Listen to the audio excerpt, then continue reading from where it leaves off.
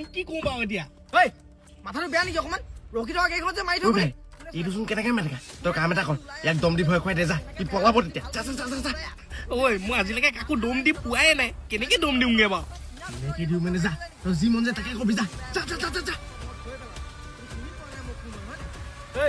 তোৰ এই পেটুৱা দেহাত লৈ মই ভয় নাখাওঁ মোৰ গাড়ী যেনেকে লগাইছিলি তেনেকে পইচা দে নহ'লে এই চুপ দুষ্ট মানৱ তই তোৰ এই সুন্দৰ বলেৰোখন ৰাস্তাত ৰখাই কৰিছ উপহাস এই মোৰ ভয়ত স্বৰ্গৰে দেৱতা মই তোৰ মানৱ আৰু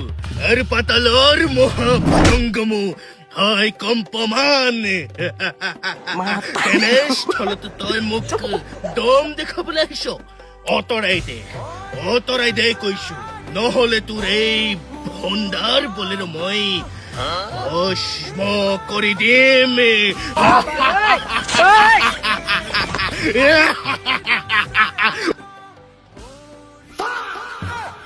হোণ্ডা বলেৰোখন ক'ত গ'ল বে